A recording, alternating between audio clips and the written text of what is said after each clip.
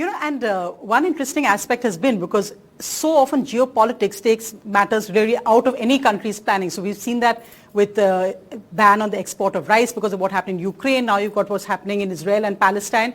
How worried are you about looking, because of India's plan to become the third largest economy in a few years, how do you think these global conflicts are actually impacting India?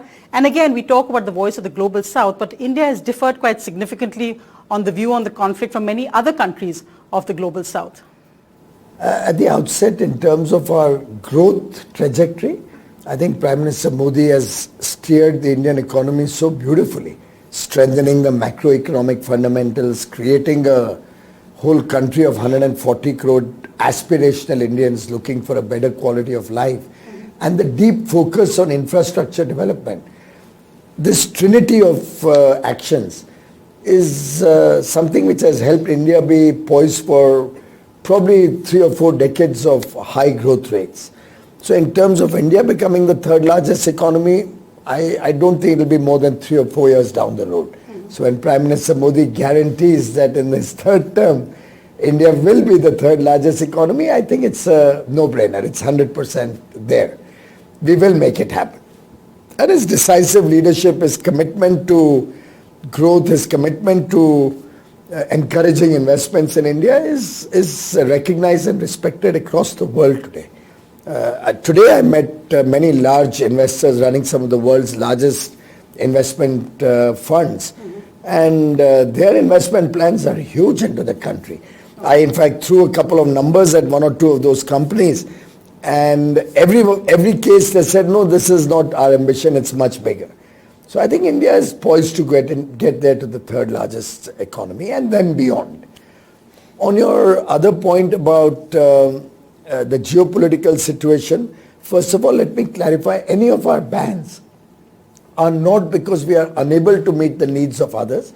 It's just to ensure that the greed of some unscrupulous business persons or traders does not cause international prices to go crazily high.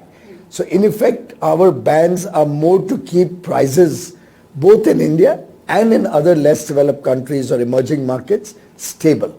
We do provide rice or other food grains to all our friendly countries, to all our deserving partners, particularly the less developed countries, which is at affordable prices and helps them maintain price stability.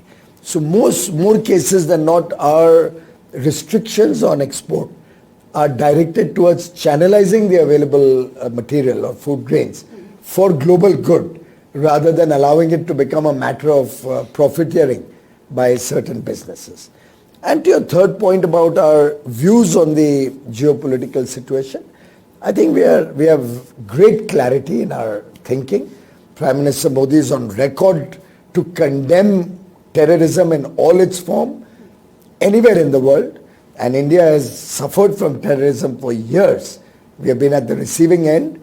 I mean, almost until we removed Article 370 and 35A from the statute in Kashmir, we would have terrorism rearing its head on a daily basis. It's only in the last 4.5 years that we've finally found peace in Kashmir, except for that sporadic incident. Having said that, I think we believe in the two-nation theory. We believe there should be a cessation of hostilities. We have supported the last UN resolution. And India has had a very consistent stand. A, against terrorism. B, against peaceful coexistence. Dialogue and diplomacy is the way forward. War can never be a solution.